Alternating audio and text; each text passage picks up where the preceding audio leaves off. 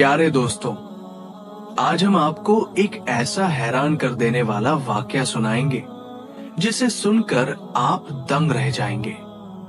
ये जहालत के दौर की बात है, जब एक गांव के लोगों ने एक लड़की की शादी एक हिरण के साथ कर दी। फिर उस हिरण ने उस लड़की के साथ क्या किया और वो गांव वाले किस कदर गिर चुके थे कि अपनी बेटियों की शादी एक रात के लिए किसी जानवर से करवा देते थे। उनका ये कहना था कि अगर उनकी बेटी एक रात के लिए किसी जानवर से ब्याही जाए तो इंसान से शादी के बाद उसके यहाँ बेटे ही पैदा होंगे। ये गांव वाले कुछ खास जानवरों की पूजा भी करते थे। ऐसे में एक अल्लाह वाले उस गांव में तशरीफ लाए। उनके साथ एक खूबसूरत हिरण भी था। जब गांव की औरतों ने अल्लाह वाले के साथ उस खूबसूरत हिरण को देखा तो वो हैरत से उसे देखती रह गई और रोने लगी। अल्लाह वाले ये देखकर हैरत में पड़ गए कि ये औरतें मेरे जानवर को देखकर इतना क्यों रो रही हैं। वो औरतें हसरत से हिरण को ताके जा रही थी। फिर अल्लाह वाले मुस्कुराते हुए अपने हिरण को लेकर एक तरफ चल दिए। ये अल्लाह वाले अल्लाह के हुक्म से उस गांव में आए थे ताकि गांव की जहालत को खत्म किया जा सके। अल्लाह वाले का हिरण एक पेड़ के नीचे बैठ गया। अल्लाह वाले उसके पास आए और मोहब्बत से बोले, बेटा, मैं जानता हूं तू मेरे साथ सफर करके थक चुका है और तुझे भी भूख लगी हुई है। मैंने भी सुबह से कुछ नहीं खाया। चलो बेटा, हम इस गांव में किसी के दरवाजे पर जाकर कुछ खाने का सवाल करते हैं। शायद किसी के दिल में रहम आ जाए और वो हमें कुछ खाने को दे दे। जब अल्लाह वाले हिरण को लेकर उन औरतों के घरों के करीब पहुंचे तो औरतों ने अपने अपने दरवाजे बंद कर लिए। ये देखकर अल्लाह वाले को बड़ी हैरत हुई। फिर वो अपने हिरण से कहने लगे, बेटा, मैं तेरी भूख की खातिर इनमें से किसी घर का दरवाजा खटखटाता हूं। शायद किसी के दिल में रहम आ जाए और वो तुझे कुछ खाने को दे दे। फिर अल्लाह वाले ने एक दरवाजे पर दस्तक दी। एक निहायत ही खूबसूरत लड़की ने दरवाजा खोला। अल्लाह वाले बुजुर्ग ने उस लड़की से कहा, बेटी, शिद्दत की गर्मी पड़ रही है और मुझे और मेरे जानवर को बहुत प्यास लगी है। ये बेजुबान जानवर है और इसे प्यास बर्दाश्त नहीं हो रही। लेकिन वो लड़की अल्लाह वाले की कोई बात न सुन रही थी, बस हैरत से हिरण को देखे जा रही थी, जैसे उसने इतना खूबसूरत जानवर पहली बार देखा हो। अल्लाह वाले ने उस लड़की को मुखातिब किया और दोबारा खाने का सवाल किया। उस लड़की ने अल्लाह वाले की नजर नजर की और फौरन अंदर भाग गई। अल्लाह वाले अपने हिरण को लेकर आगे चल दिए। उन्होंने हर घर का दरवाजा खटखटाया, लेकिन किसी ने रहम न किया। गांव वाले उनका मजाक उड़ाते हुए कहने लगे, ये तुम क्या तमाशा लगा रहे हो? बहाना जानवर का है और पेट तुम अपना भरना चाहते हो। खुद कमाओ और खाओ। ये क्या ढोंग रचा रहे हो? ये सुनकर अल्लाह वाले अपने हिरण के साथ एक पेड़ के नीचे पहुंचे। नमाज का वक्त हो चुका था। अल्लाह वाले ने अपने हिरण से कहा, चलो बेटा, एक पेड़ के नीचे नमाज अदा कर ले और अल्लाह का शुक्र अदा करें। अब अल्लाह वाले नमाज में मशगूल हो गए। अल्लाह की कुदरत देखिए। वो जानवर कई दिनों का भूखा प्यासा था, लेकिन उसने शिकवा न किया। वो अल्लाह ताला की इबादत में मगन रहा कि ए अल्लाह, तूने मुझे कुछ खाने को न दिया तो मैं तेरी इबादत क्यों करूं? बल्कि वो तो अल्लाह ताला की इबादत में मशगूल था। ऐसा करते करते शाम हो गई हर तरफ अंधेरा छा गया। गांव के लोग बेफिक्र होकर गहरी नींद सो रहे थे। उन्हें ये भी मालूम न था कि एक अल्लाह का नेक बंदा और उसका जानवर एक पेड़ के नीचे भूखे और प्यासे बैठे हैं। इस गांव का सबसे बड़ा और अमीर मुसलमानों को देखना भी पसंद नहीं करता था। अगर वो अल्लाह वाले मुसलमान न होते तो वो उनकी खूब खिदमत करता। इस गांव के सब अमीर लोग अल्लाह वाले को एक फकीर ही समझ रहे थे। रात खत्म हुई और दिन का उजाला फैलने लगा। गांव में हर तरफ चहल पहल शुरू हो गई। ऐसा लग रहा था जैसे गांव में किसी की शादी हो रही हो। इतने में अल्लाह वाले के करीब से कुछ आदमी गुजरे। अल्लाह वाले ने उनसे पूछा, आज गांव में क्या होने जा रहा है कि इसे दुल्हन की तरह सजाया जा रहा है? उनमें से एक आदमी जल्दी से बोला, आज हमारे गांव में शादी है और तुम हमारे गांव से दूर ही रहो। ये कहकर वो आदमी वहां से चला गया। अल्लाह वाले ने अपने हिरन से कहा, बेटा, लगता है आज तू भूखा नहीं रहेगा। ये लोग अपना बचा कुचा कुछ खाना तो तुझे दे ही देंगे, जिससे तेरा पेट भर जाएगा। मुझे अपनी तो कोई फिक्र नहीं, मुझे बस तेरी फिक्र है। अब तू ऐसा कर, एक तरफ बैठ जा ताकि मैं अपनी खास इबादत कर सकूं। हिरन ये जानता था कि जब अल्लाह वाले इबादत में मशगूल हो जाएं, तो वो इधर उधर नजर भी नहीं उठाते। इसलिए वो हिरन वहां से चलते हुए गांव में आ गया।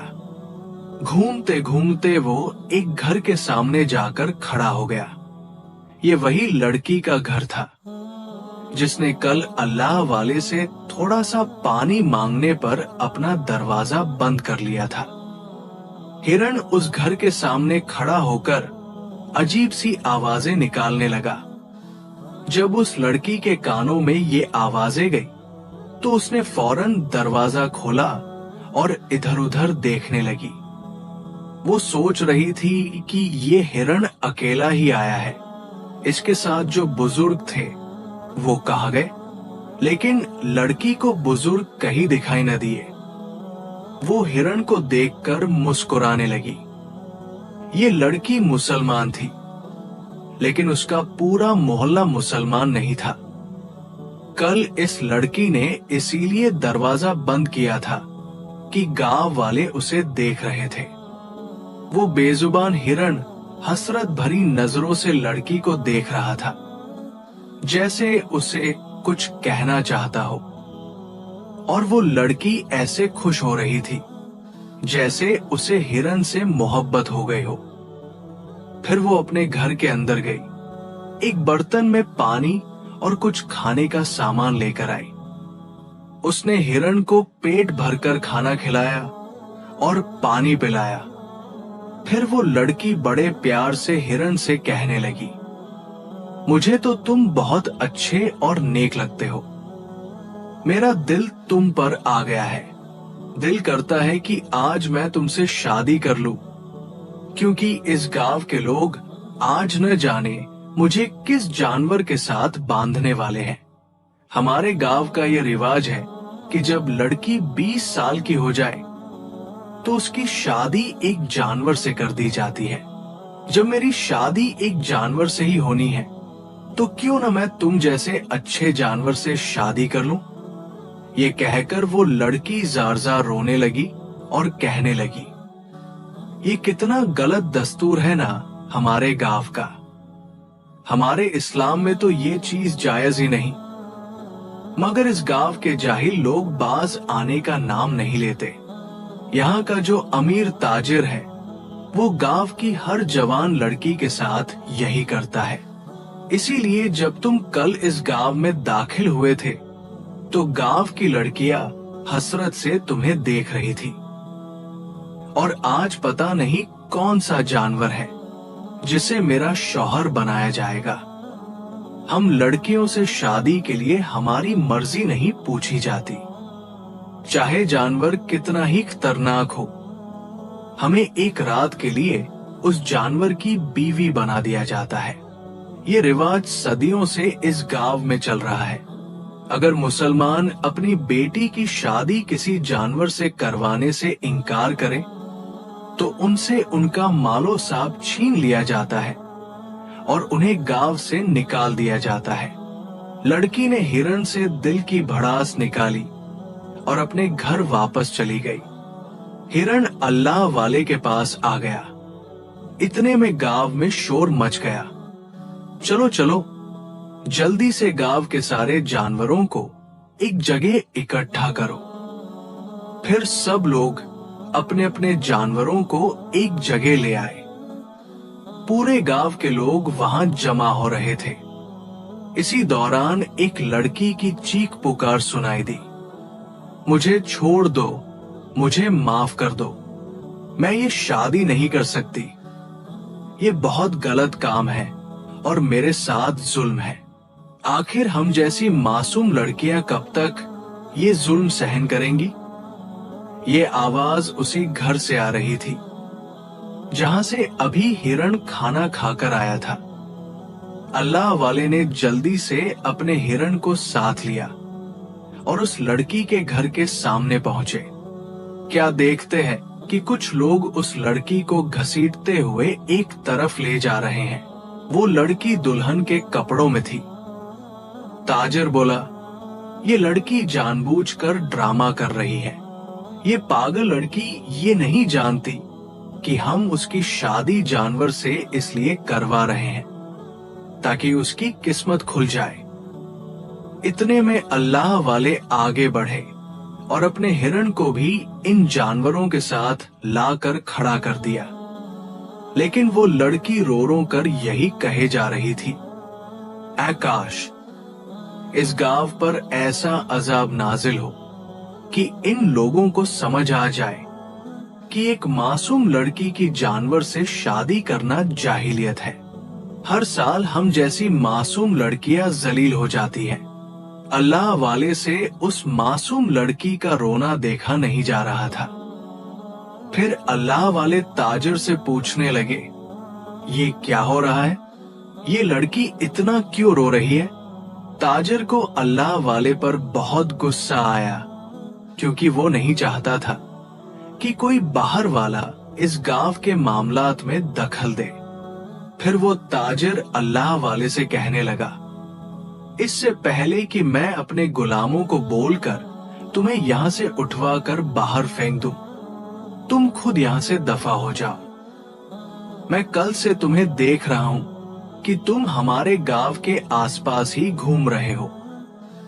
तुम यहाँ क्यों आओ और तुम्हारा मकसद क्या है? अल्लाह वाले फौरन बोले, अरे भाई, मैं तो ये सोच रहा था कि तुमने इतने सारे जानवर यहाँ पर इकट्ठे कर रखे हैं, इसलिए तुम मेरे हिरण को भी इन जानवरों में शामिल कर लो। ये सुनकर लड़की और भी ज्यादा जोर जोर से रोने लगी, क्योंकि अब तो वो अल्लाह वाले भी इन्हीं लोगों में शामिल हो गए थे और उसकी शादी का हिस्सा बन गए थे। ताजर ने अल्लाह वाले के हिरण को भी अपने जानवरों में शामिल कर लिया। फिर अल्लाह की कुदरत से जब लड़की की आंखों पर पट्टी बांधी गई तो उसका हाथ हिरण के लगा। ये देखकर गांव वालों को बहुत ज्यादा गुस्सा आया। वे लोग अल्लाह वाले से कहने लगे, तुम आखिर चाहते क्या हो? तुम्हें नहीं पता कि तुम्हारा हिरण एक मामूली सा जानवर है। अल्लाह वाले ने कहा, मैं जानता हूं तुम लोगों के पास उच्च श्रेणी के जानवर हैं, लेकिन इन जानवरों में कोई हिरण नहीं है। इतने में ताजर बोला, हमारी लड़की ने भी तो इस हिरण पर ही हाथ रखा है। क्या पता इस हिरण से शादी करने पर हमारे गांव में एक ताकतवर आदमी पैदा हो जाए। फिर उस लड़की की शादी हिरण से करवा दी गई। अब शादी की रस्म खत्म हो चुकी थी और लोग अपने अपने घरों को लौट गए। फिर इन दोनों को एक ही कमरे में बंद कर दिया गया। उधर अल्लाह वाले एक पेड़ के नीचे बैठकर अपनी इबादत में मशगूल हो गए। कमरे में ले जाने के बाद जब लड़की की आंखों से पट्टी खोली गई तो वो हिरण को देखकर रोने के बजाय खुश होने लगी और कहने लगी, ऐ हिरण, आज से तू मेरा पति है। तू बता, मैं तेरी क्या सेवा करूं? अब लड़की सोचने लगी, जिसे मैं पाना चाहती थी वो तो मैंने पा लिया। पूरे गांव के जानवरों में से सबसे खूबसूरत जानवर मेरे पास है, लेकिन जानवर और इंसान में तो जमीन आसमान का फर्क होता है। ये सोचकर उस लड़की की आंखों में आंसू आ गए और वो सोचने लगी, ऐ हिरण, काश तू इंसान होता और फिर तू मेरा हमसफर होता तो हम दोनों खुशी खुशी जिंदगी गुजारते। इतना बोलकर वो लड़की रोने लगी और कहने लगी, ये मैं कैसी फिजूल ख्वाहिश कर रही हूं, जबकि मुझे पता है कि ऐसा तो कभी नहीं हो सकता। बस मैंने ही कुछ ज्यादा सोच लिया। फिर वो कहने लगी, ऐ काश ये जानवर इंसान बन जाए तो कैसी सुहानी रात होगी। वो लड़की अपने दिल की सारी बातें हिरण से किए जा रही थी और हिरण उस लड़की की बातों को ऐसे समझ रहा था जैसे वो इंसान हो। फिर वो लड़की कहने लगी, ऐ हिरण, जितनी भी लड़कियों की शादी आज से पहले जानवरों के साथ हुई, उनमें से बहुत सी लड़कियां तो सुबह कमरे से मरी हुई मिली थी।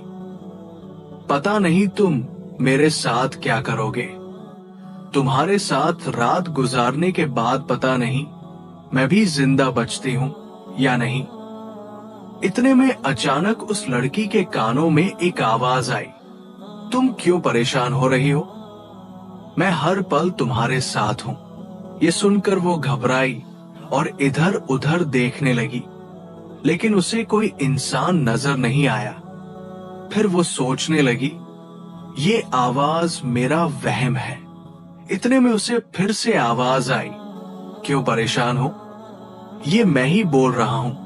क्या तुम यकीन नहीं कर पा रही कि एक हिरण तुम्हारा पति बन गया और वही तुमसे बात कर रहा है? लड़की ने गौर से देखा तो वही हिरण ये सब बातें कर रहा था। लड़की घबराकर तुरंत पीछे हटी और बोली, क्या तुम बातें भी कर लेते हो? हिरण बोला, हाँ, क्यों नहीं। मैं ही तो कब से बातें किए जा रहा हूं और तुम हो कि मेरी तरफ ध्यान नहीं दे रही। बस तुमने जो इतनी बातें की है वो मैं सुन चुका। अब तुम मेरी बातों को गौर से सुनो। मैं तुम्हें कुछ बताना चाहता हूं। वो लड़की हिरण से कहने लगी, अब तुम मुझे ऐसा क्या बताने वाले हो? हिरण बोला, बस तुम मेरी बात पर यकीन करना। लड़की बोली, ठीक है, तुम जो बोलोगे मैं यकीन कर लूंगी। अब बताओ तो सही, क्या बताना चाहते हो? क्योंकि मैं पहली बार एक हिरण को इंसानों की तरह बातें करते देख रही हूं और मैं ये जानती हूं कि तुम्हें ये ताकत किसने दी। इंसानों की तरह बातें करने की ताकत तुम्हें सिर्फ और सिर्फ अल्लाह की दे सकती है, जो हम सबको बनाने वाला है। हिरण बोला, सच में तुम जानती हो कि हमें बनाने वाला कोई है? लड़की बोली, हाँ, मैं सब जानती हूँ और मानती भी हूँ, मगर हमारे गांव वाले इस बात को नहीं मानते। बस हमारे गांव वाले यही समझते हैं कि हमें एक औरत ने पैदा किया जो माँ कहलाती है और उसी माँ के अस्तित्व से बच्चा दुनिया में आता है। यही हो, चाहे वो लड़का हो या लड़की। इसीलिए ये जाहिल हरकतें ये गांव वाले करते हैं। उनके कहने के मुताबिक किसी जानवर से शादी करने पर हमारी औरतें एक ताकतवर आदमी को जन्म देंगी। इसीलिए वो गांव वाले इस लड़की की शादी जानवर से करते हैं। हालांकि ये गांव वाले इस बात को जानते हैं कि मौत बर है, फिर भी ये जाहिल हरकतें करते हैं। इस गांव का जाहिल ताजिर तो स्पीकर में अजान तक की आवाज गूंजने नहीं देता। हिरण बोला, अल्लाह की रजा के बिना तो एक पत्ता भी नहीं हिलता। जैसा कि मेरे मालिक अल्लाह वाले ने अल्लाह के आगे गिड़गिड़ाकर दुआ की थी कि ए अल्लाह, इस लड़की को इतनी हिम्मत देना कि ये मेरे इस हिरण को ही अपनी शादी के लिए चुन ले। अल्लाह रब्बुल अजत ने मेरे बुजुर्ग की दुआ को कबूल कर लिया। वो लड़की हैरान और परेशान थी। इसी दौरान किसी ने दरवाजा खोला तो वही अल्लाह वाले बुजुर्ग मुस्कुराता हुआ चेहरा लिए दरवाजे पर खड़े थे। बुजुर्ग बोले, बेटी, क्या मुझे अंदर आने की इजाजत है? लड़की बोली, क्यों नहीं बाबा, आप जरूर अंदर आइए। अल्लाह वाले बुजुर्ग अंदर आए और लड़की से मुखातिब होकर कहने लगे, ए बेटी, अभी तक तुमने अल्लाह की जात के करिश्मे नहीं देखे। अभी मैं तुम्हें एक करिश्मा दिखाता हूं। फिर अल्लाह वाले उसी कमरे में अपना मसला बिछाकर बैठ गए और अल्लाह ताला से दुआ करने लगे। उनकी आंखों में आंसू थे। न जाने वो रो रो कर कैसी दुआ मांग रहे थे कि अचानक हिरण की जगह एक खूबसूरत नौजवान खड़ा था। वो लड़की ये देखकर बहुत हैरान हुई। उसे अपनी आंखों पर यकीन नहीं आ रहा था। वो हैरानी से उस लड़के को देखे जा रही थी। इतने में अल्लाह वाले बोले, बिटिया, देखा तुमने कि अल्लाह ताला इंसान को कैसे कैसे मोजे दिखाता है। तुमने ही तो कहा था न कि ये जानवर कितना प्यारा है। काश मैं इस जानवर से ही शादी कर लूं। अल्लाह ने तुम्हारी इस दुआ को कबूल किया और तुम्हारे लिए हिरण को एक मोजा बना दिया। और मोजा वो अमल है जिस पर इंसान की अकल भी दंग रह जाए। आहिस्ता आहिस्ता ये खबर इस गांव में फैल गई कि जिस लड़की की शादी रात को हिरण से की गई थी, वो तो इंसान बन गया है। गांव वाले हैरानी के आलम में जल्दी से लड़की के घर पहुंच गए तो क्या देखते हैं, हिरण की जगह एक खूबसूरत इंसान उस लड़की के पास खड़ा है। गांव वाले फिर भी इस मोजे को न माने और अल्लाह वाले से कहने लगे, जरूर तुम जादूगर हो और इस लड़की पर क्या जादू करना चाहते हो, और लगता है हमारे गांव में तुम्हारे आने का कोई खास मकसद है। अल्लाह वाले ने उन लोगों से कहा, ऐ लोगों, हमारे दीन इस्लाम में औरत को बहुत ज्यादा इज्जत दी गई है। औरत तो घर की जीनत, घर की रानी होती है। इससे पहले कि तुम्हारी इस बस्ती पर कोई अजाब आ जाए, तुम लोग समझ जाओ। आज मैं तुम लोगों को इस हिरण की असल कहानी सुनाता हूँ। ये हिरण भी इंसान था और इसको एक ऐसी बद्दुआ लगी जिसकी वजह से ये जानवर की शक्ल अख्तियार कर गया। और ये कोई आम शख्स नहीं था, ये ईरान का बादशाह था और ये बड़ा जालिम और जबर था। अपनी रियाया पर बड़ा जुल्म करता था। उसने अपनी ममलिकत में ऐलान करवा रखा था कि कोई भी शख्स कोई चीज का नहीं करेगा। अगर किसी ने कोई चीज का की तो उसके हाथ काट दिए जाएंगे। एक दिन एक फकीर को बड़ी सख्त भूख लगी थी। भूख से परेशान होकर वो एक औरत के दरवाजे पर गया और कहने लगा, मुझे बड़ी सख्त भूख लगी है, कुछ खाने को दे दो। उस औरत ने कहा, मैं तुम्हें खाने को कुछ नहीं दे सकती। तुम्हें मालूम नहीं बादशाह ने कितना सख्त ऐलान करवा रखा है और वो भी बड़ा जालिम है। फकीर ने कहा, मुझे मालूम है, मगर मैं क्या करूं? आज मुझे बहुत भूख लगी है। फिर इस फकीर ने औरत की मिन्नतें करना शुरू कर दी, यहां तक कि उस औरत का दिल नरम हो गया। औरत ने कहा, अच्छा ठीक है, मैं तुम्हें खाना खिला देती हूं। बादशाह जो करेगा वो देख लेंगे। ये कहकर उसने फकीर को 2 रोटियां दे दी। फकीर ने खुशी खुशी वो 2 रोटियां खा ली और दुआएं देता हुआ वहां से चला गया। जब इस बादशाह को पता चला कि फला औरत ने 2 रोटियां का की है, तो वो सख्त नाराज हुआ और फिर उसने उस औरत के दोनों हाथ कटवा दिए और उसे इस शहर से बाहर निकाल दिया। उस औरत का एक बच्चा भी था। वो औरत रोते बिलखते हुए अपने उस बच्चे को उठाकर शहर से बाहर चली गई। रास्ते में उसे सख्त प्यास लगी। पास में एक दरिया था। पानी पीने के लिए दरिया के पास गई और झुककर पानी पीने लगी। जैसे ही वो औरत पानी की तरफ झुकी, उसका बच्चा पानी में गिर गया। दरिया ने उसे भी अपने साथ बहाना शुरू कर दिया। ये देखकर औरत ने परेशान होकर चिल्लाना और रोना शुरू कर दिया। इतने में 2 सफेदपोश वहां आए और उस औरत से पूछा, तुम क्यों रो रही हो? उस औरत ने बताया, मेरा बच्चा दरिया में गिर गया है। मेरे हाथ भी नहीं है जिनकी मदद से मैं उसे निकाल सकूं।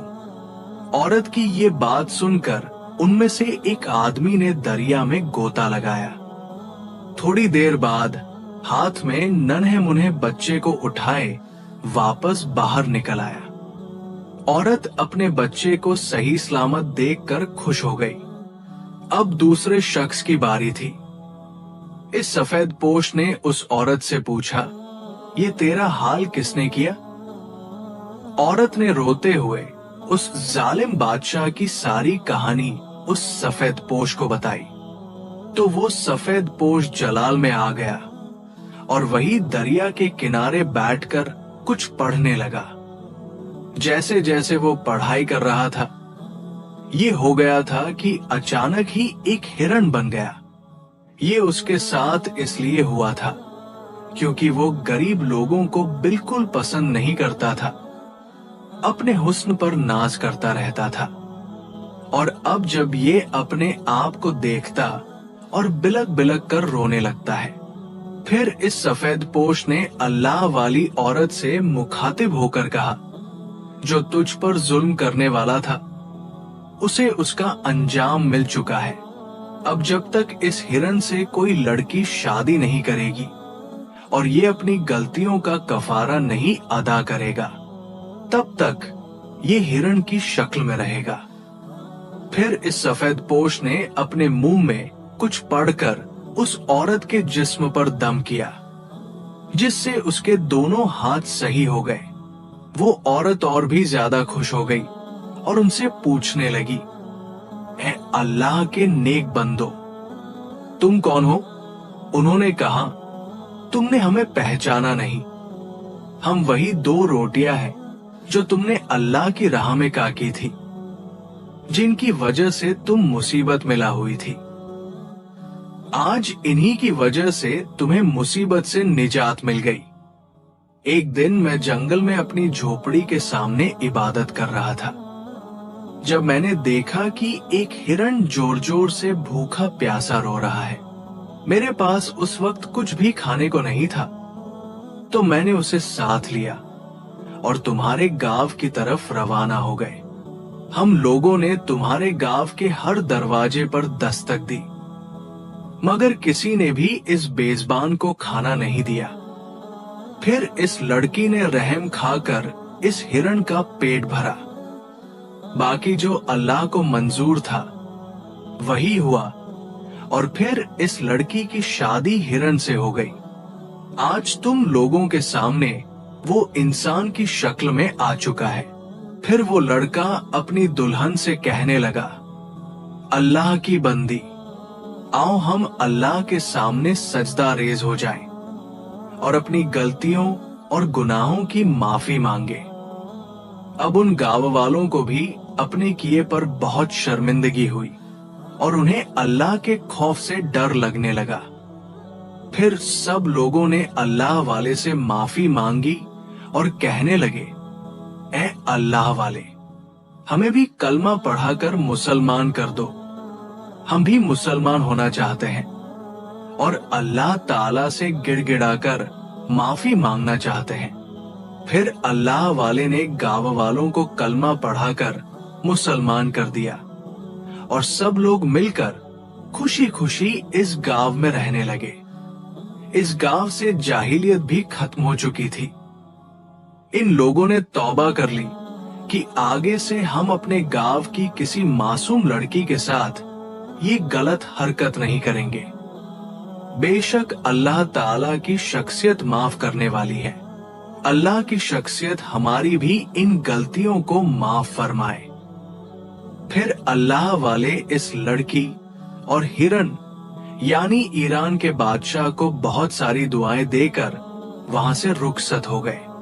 वो बादशाह भी अपनी बीवी को लेकर अपने मुल्क रवाना हो गया और बाकी गांव वाले खुशी खुशी अपनी जिंदगी बसर करने लगे।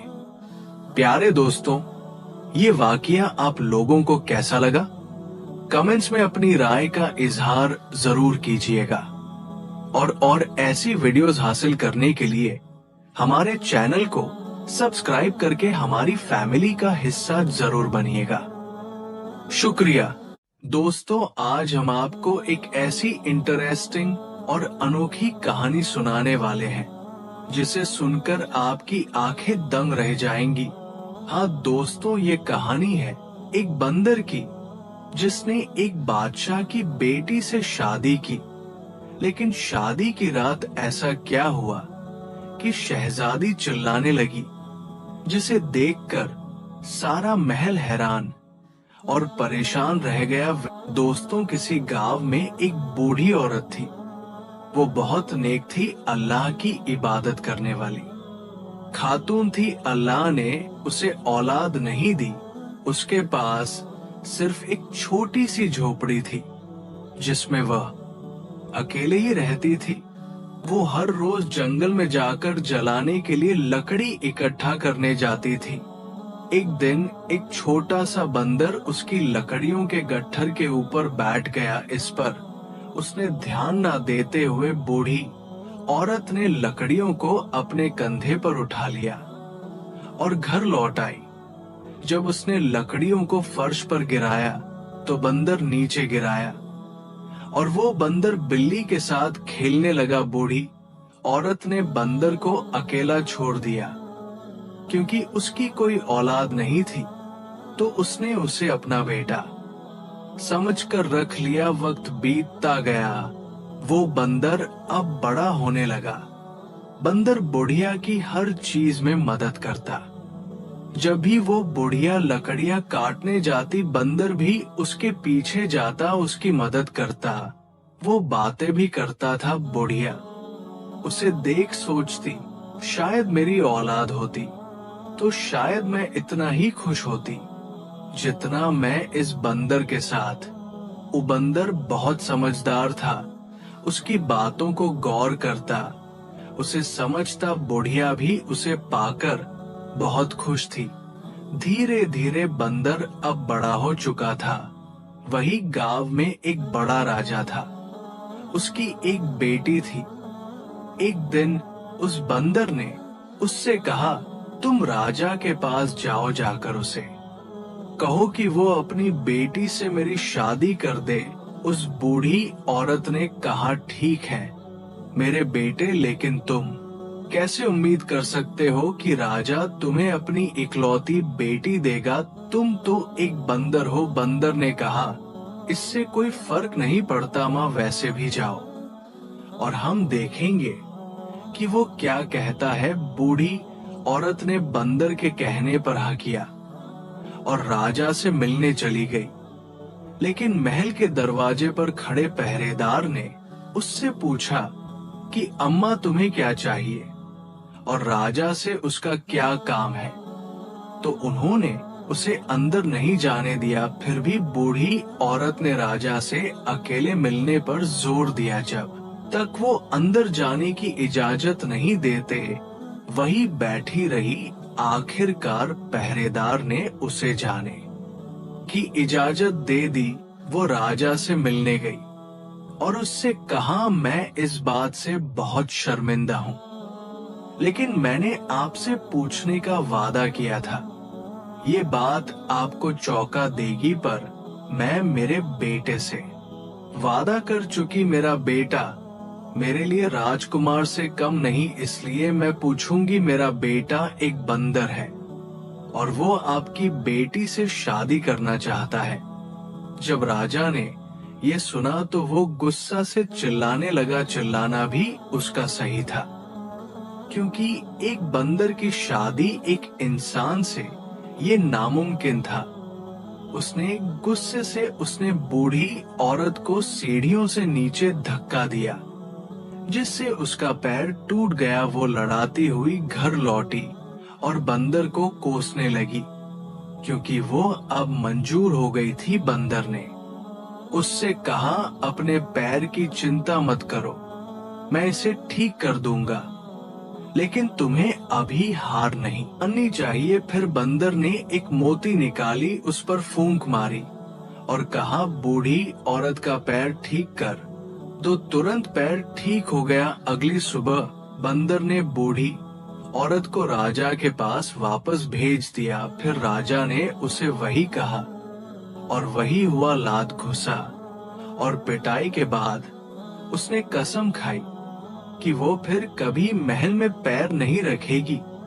तीसरे दिन बंदर ने उससे कहा, फिर से राजा के पास जाओ, ये आखिरी बार है, इसलिए मैं तुम्हें भेज रहा हूं। बुढ़िया पहले तो डर गई थी, लेकिन चूंकि बंदर ने वादा किया था कि ये आखिरी बार है, इसलिए वो राजा के पास वापस गई और उससे कहा, बादशाह हुजूर, मुझे अपने बेटे के लिए आपकी बेटी को बीवी के रूप में लेना होगा, वरना मैं बहुत बड़ी मुसीबत में पड़ जाऊंगी। राजा ने हंसते हुए जवाब दिया, मैं अपनी बेटी को एक शर्तों के तहत आपके बेटे को दूंगा। कल तक आपकी झोपड़ी मेरे जितनी बड़ी महल बन जानी चाहिए।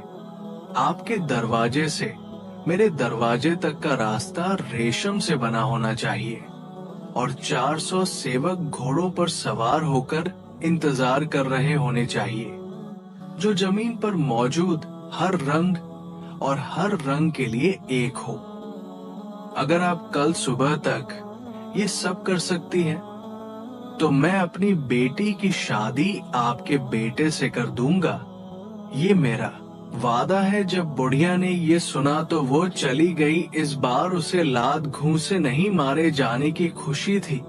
उसने बंदर को बताया कि राजा ने क्या कहा था, और बंदर ने कहा, बस इतना ही, सब कुछ वक्त पर तैयार हो जाएगा। आधी रात को बंदर ने चमकती मोती पर फूंक मारी और कहा, बूढ़ी औरत की झोपड़ी राजा के महल से भी बड़े महल में बदल जाए।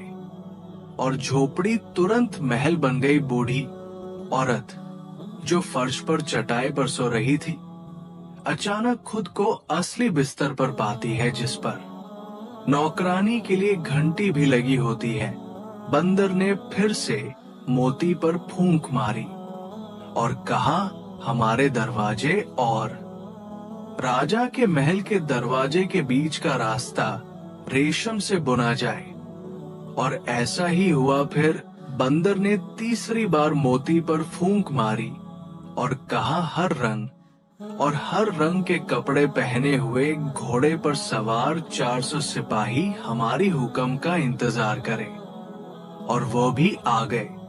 जब बंदर ने अपना काम पूरा कर लिया तो वो सोने के लिए लेट गया। हालांकि ऐसा करने से पहले उसने घोड़े पर सवार सेवकों को घर के चारों ओर पहरा देने का हुक्म दिया। अगली सुबह जब राजा उठे तो उन्होंने खिड़की से बाहर देखा और एक बहुत बड़ा शानदार महल देखा और हैरत में पड़ गए कि ये किसका है। उन्होंने अपनी रानी को बुलाया और उससे पूछा, क्या ये हकीकत में एक महल है या मेरी आंखें मुझे धोखा दे रही है? उसकी रानी ने जवाब दिया, ये एक महल है। कल वहां एक झोपड़ी थी जो एक बूढ़ी औरत की थी। तब राजा को उन शर्तों की याद आई जो उसने बूढ़ी औरत से रखी थी, और वे दोनों राजा और रानी अपनी बेचारी बेटी के किस्मत पर रोने लगे, सोचने लगे बंदर से शादी करनी होगी, क्योंकि उन्होंने अपना वादा दिया था और उसे तोड़ नहीं सकते थे। दुल्हन को लाने का वक्त आ गया और बुढ़िया के महल पर घुड़सवार तैयार हो गए।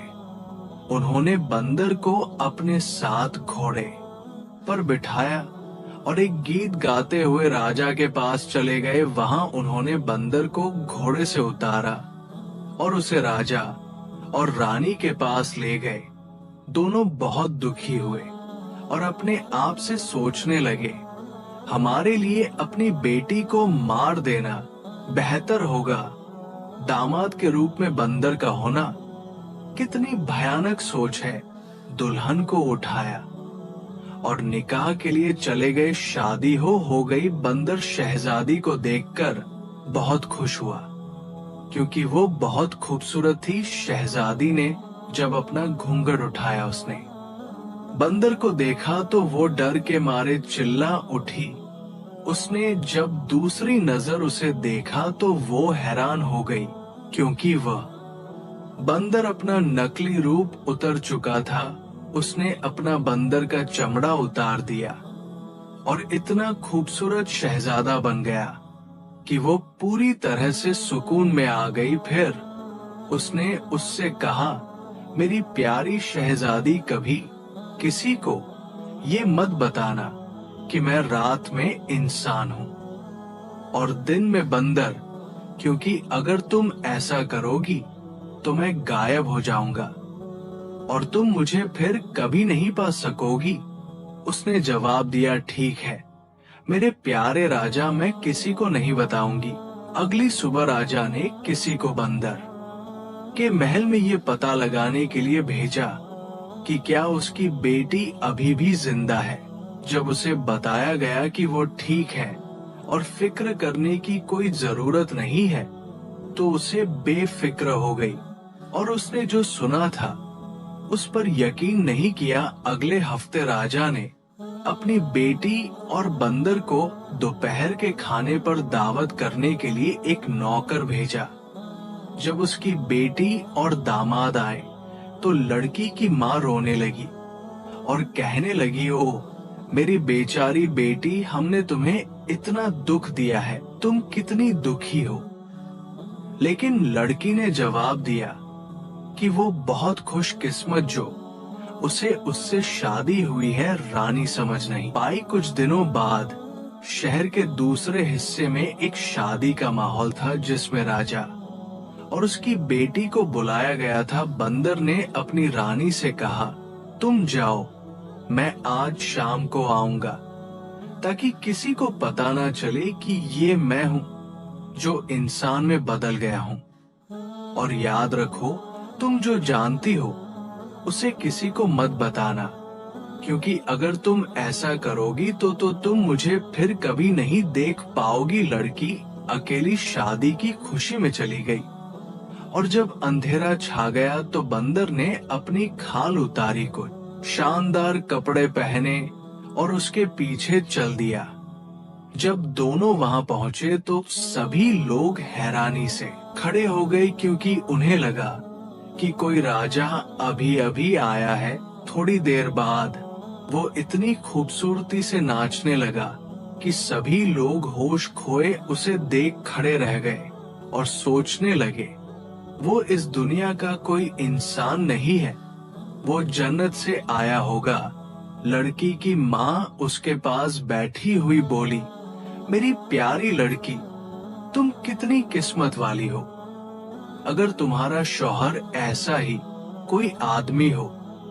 लड़की इसे और बर्दाश्त नहीं कर सकी और बोल पड़ी, वो मेरे ही शौहर है, माँ, वो आदमी जिसे मैं प्यार करती हूँ। जैसे ही उसने बात, तुरंत गायब हो गया और किसी को समझ नहीं आया कि वो इतनी जल्दी कहाँ गायब हो गया। लड़की ने इधर उधर देखा, उस कहीं नहीं देखा और जारों खातिर फूट कर रोने लगी।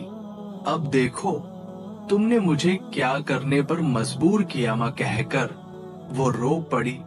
उसने मुझे चेतावनी दी कि मैं किसी को ना बताऊं कि वो कौन है, या वो मुझे हमेशा के लिए छोड़ देगा। मुझे उसकी तलाश में निकल जाना चाहिए। उसने मुझसे कहा कि अगर मैंने उसे तलाश करने की कोशिश की तो मुझे लोहे के जूते, लोहे की छड़ी और एक बैग की जरूरत होगी।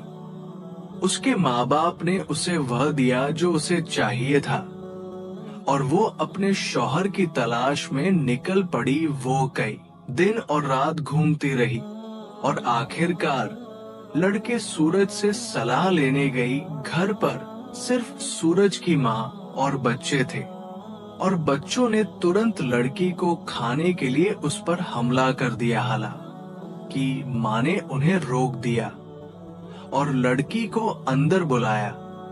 तुम यहाँ क्यों आए हो? उसने पूछा। लड़की ने उसे सारी बात बताई और कहा, मैं तुम्हारे बेटे सूरज से पूछना चाहती हूँ कि क्या उसने अपनी सफर के दौरान मेरे शौहर को कहीं देखा है। बूढ़ी औरत ने जवाब दिया, सूरज अभी वापस नहीं आया है, लेकिन जब वो वापस आएगा तो हम उससे पूछ सकते हैं। मुझे डर है कि जब वो थका हुआ वापस आएगा और उसे किसी इंसान की खुशबू आएगी तो वो तुम्हें खा जाएगा। अगर तुम नहीं चाहती तो वो मुझे नहीं खाएगा। लड़की ने जवाब दिया। बूढ़ी औरत को उस पर तरस आया और उसने उसे छिपा दिया। जब सूरज रात के खाने के लिए घर आया, अपना लंबा सफर से थका हुआ, उसने बैठते ही अपनी माँ से कहा, मुझे इंसान के खून की खुशबू आ रही है, मुझे पीने के लिए थोड़ा सा खून लाओ, क्योंकि मैं बहुत थक गया हूँ। माँ ने जवाब दिया, यहाँ कोई इंसान नहीं है बेटा, कौन हमसे मिलने आ सकता है? सूरज ने कहा, हाँ जरूर है, मेरे पास इंसान को लाओ, मैं उसे नहीं खाऊंगा, मैं सिर्फ पूछूंगा कि उसे क्या चाहिए। बूढ़ी औरत ने सूरज से वादा करवाया कि वो इंसान को नहीं खाएगा। लड़की को छुपके से बाहर निकाला और सूरज के पास ले गई। लड़की ने सूरज से कहा, अपने शौहर को ढूंढ रही हूँ, मैं से पूछने आई हूँ कि क्या आपने अपनी सफर के दौरान उसे कहीं देखा है? सूरज ने जवाब दिया, नहीं, मैंने उसे कहीं नहीं देखा, लेकिन जाकर चांद से पूछो कि क्या उसने उसे रात में देखा है।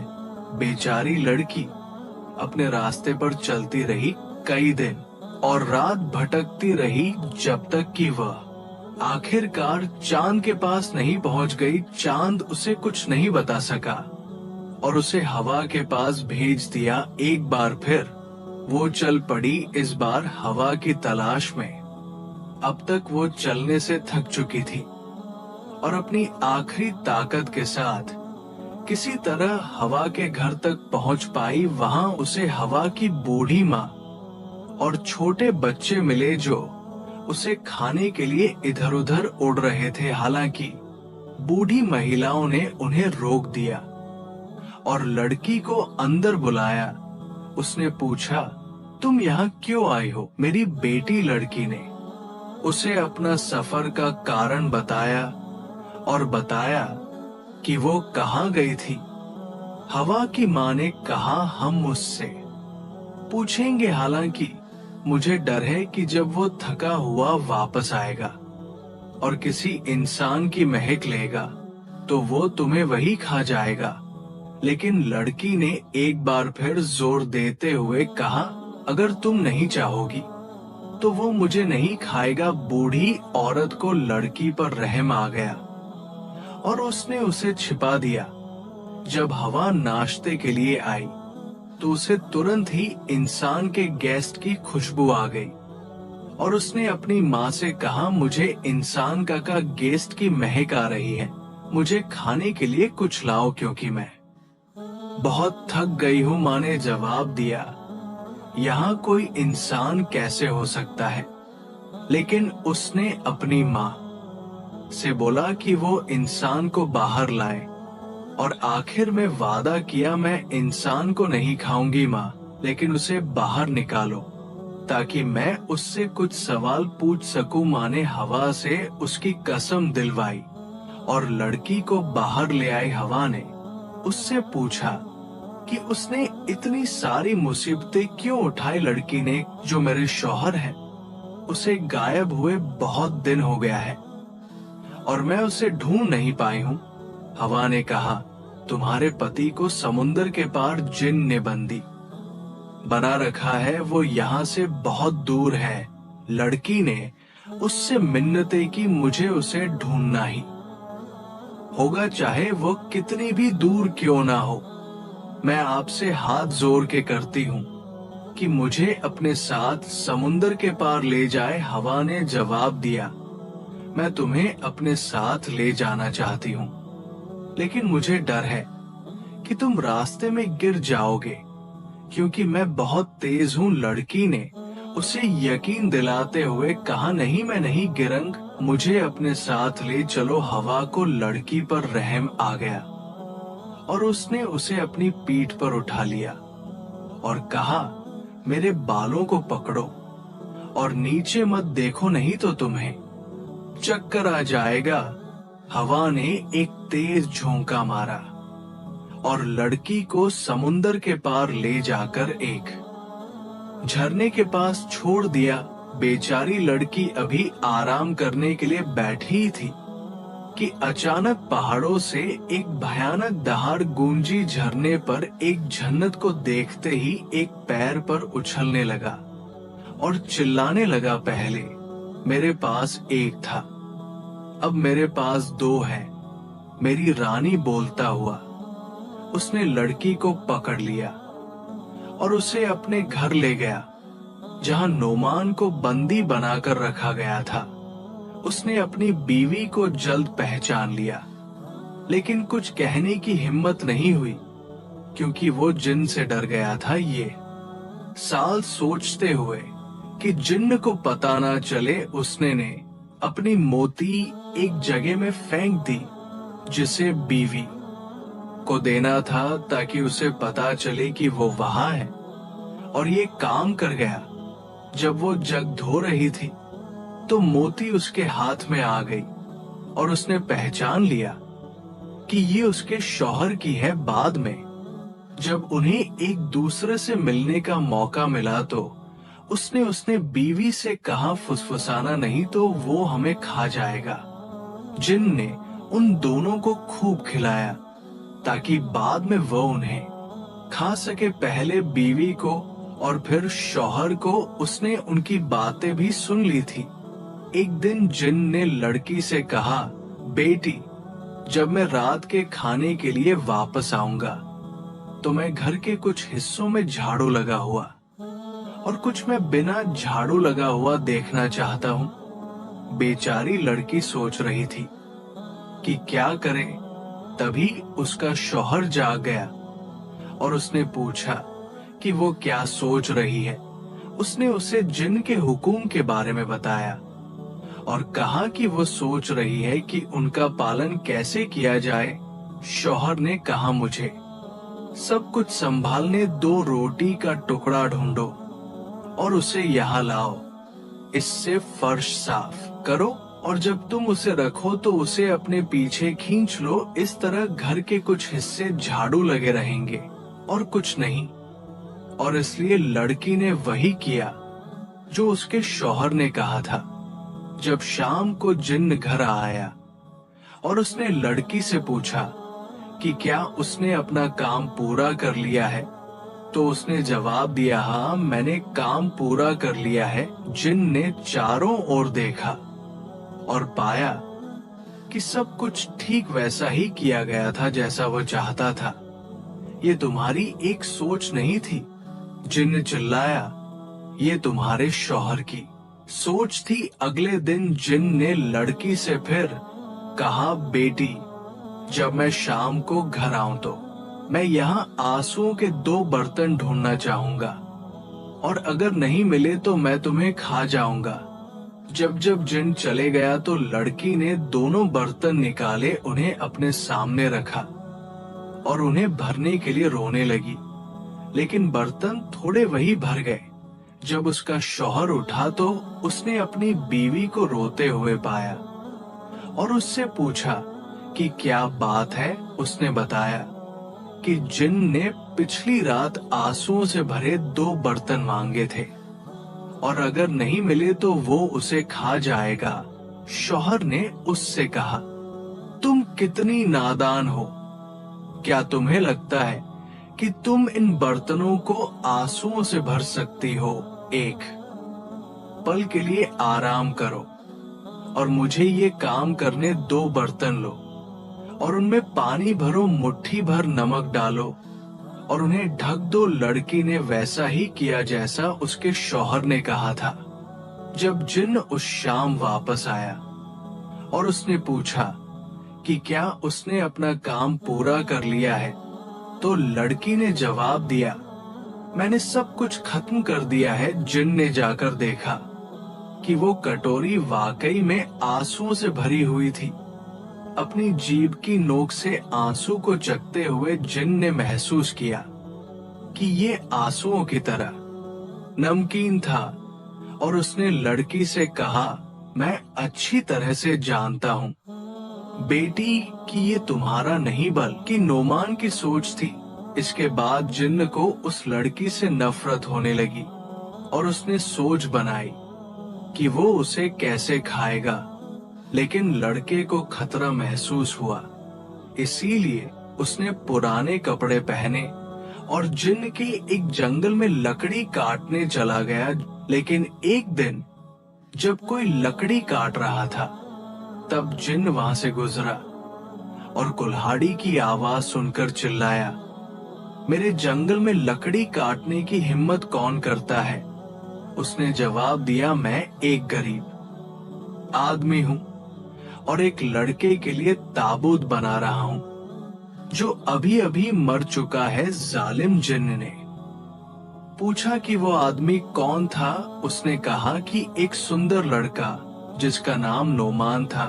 जब जिन्न ने सुना कि नोमान मर गया है तो वो बहुत खुश हुआ और बोला, ओ मैं कितना खुश हूँ। वो ताबूत के पास पहुंचा। लड़के ने पूछा, क्या तुम उस लड़के को जानते हो? हाँ, उसने जवाब दिया। तो हिम्मत रखो और अंदर एक बार जाकर तो देखो और देखो कि मैंने सब कुछ ठीक से किया है या नहीं। जिन्न ने फिर कहा, मैं बहुत खुश हूँ कि वो मर गया और ताबूत में चढ़ गया। जैसे ही वो ताबूत में गया, उसने फिर जल्दी ताबूत को बंद कर दिया। उसे बंद कर दिया मजबूती से और उसमें आग लगा दी। जब उसने उसको खत्म कर दिया, उसने देखा जिन्न जलकर राख हो गया है। तो वो घर लौट आया और अपनी बीवी से कहा, जिन्न हमेशा के लिए खत्म हो गया है, अपना सामान पैक करो और चलो महल चलते हैं। फिर उन्होंने अपना सारा सामान समेटा और महल वापस चले गए। जब राजा ने बेटी को देखा और दामाद को तो बहुत खुश हो गया और बुढ़िया भी बहुत खुश थी, क्योंकि उसको बहू बेटा दोनों मिल चुके थे और वो तीनों हमेशा खुशी खुशी रहने लगे। वो आदमी जो कभी दिन में बंदर और रात में इंसान हुआ करता था, अब हमेशा के लिए इंसान बन गया था, क्योंकि उसे जिन्न ने जानवर बनाया था। जिन्न जैसे ही मारा, उसका जादू खत्म हो गया और उसकी खाल भी जल गई।